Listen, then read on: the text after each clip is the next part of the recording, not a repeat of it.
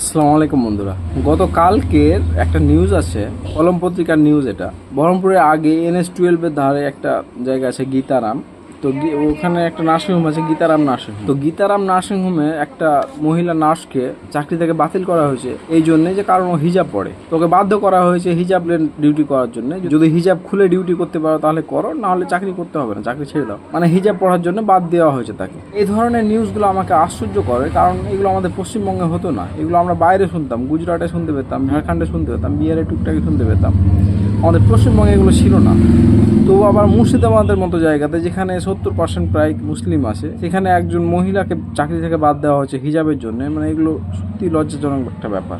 গীতারামের এই চারটার কাছে আমার প্রশ্ন যে আপনি কি করতে চাইছেন? আপনি একজন মুসলিম মহিলাকে চাকরি থেকে বাদ দিয়েছেন হিজাবের জন্য, আপনি কি মেসেজ দিতে চাইছেন গোটা সমাজকে? আপনি বলছেন প্রফেশনাল ভাবে কাজ করতে হলে এগুলো ড্রেস কোড ফলো করতে হবে, তাহলে আপনি একজন হিন্দু মহিলাকে তাহলে সিঁদুর দিয়ে আসতে বারণ করবেন, হাতে শাঁখা পরে আসতে বারণ করবেন, তাই তো? কিন্তু আমাদের ভারতের সৌন্দর্য তো এগুলোই। একজন হিন্দু মেয়ে তার নিজের ধর্মকে ফলো করবে, একজন মুসলিম তার নিজের ধর্মকে ফলো করবে।